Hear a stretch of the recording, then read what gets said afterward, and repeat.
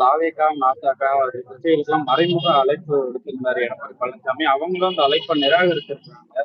ஏன் இப்போ எடப்பாடி பழனிசாமி நல்லா நீங்க திமுகவுடைய எதிர்ப்பு, இப்ப திமுகவுடைய எதிர்ப்பு இப்ப இருக்கிற கட்சிகள், அதிமுக பிரதான கட்சி திமுகவை எதிர்க்கிறோம், தாவேகா எதிர்க்கிறாங்க, நாம் தமிழர் எதிர்க்கிறாங்க, அன்புமணியாளர் எதிர்க்கிறாங்க, ராமதாஸ் ஐயா எதிர்க்கிறாங்க, எல்லா பேருமே எதிர்க்கிறாங்க. அந்த எதிர்க்கிறவர்கள் எல்லோரும் ஒன்று சேர்கிற போதுதான் அந்த எதிர்ப்பு, அந்த நோக்கம் நிறைவேறும்.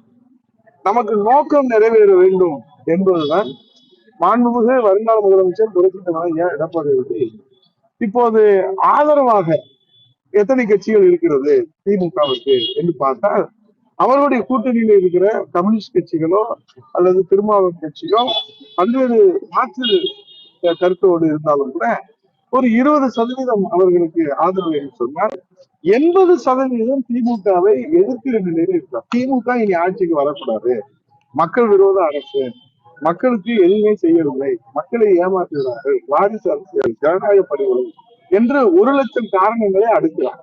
அப்படி இருக்கிற போது அந்த எதிர்ப்பு நிலையில இருப்பவர்கள் எல்லோரும் உங்கள் நோக்கம் நிறைவேற வேண்டும்.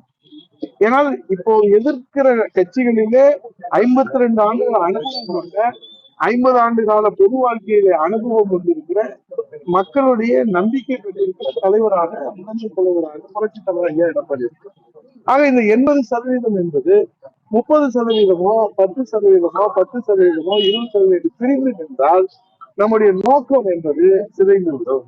ஆகவே அனுபவத்தின் அடிப்படையிலும் அவருடைய அந்த கள நிலவரத்தை உள்வாங்கிக் கொள்வதன் அடிப்படையிலும் இது ஏதோ நாம் எதிர்க்கிறோம் என்று சொல்லி அரசியல் செய்யாமல் உண்மையிலேயே மக்களுக்கு விடிவு காலம் கிடைக்க வேண்டும் என்கிற உண்மையான மக்கள் மீது அக்கறையின் காரணமாகத்தான் எதிர்ப்பவர்கள் எல்லோரும் ஓரணியிலே நின்று நம்முடைய நோக்கத்தை, லட்சியத்தை அடைய வேண்டும், மக்கள் எதிர்பார்ப்பை நிறைவேற்ற வேண்டும் என்று மக்களுடைய எதிர்பார்ப்பை தான் நான் எதிர்த்து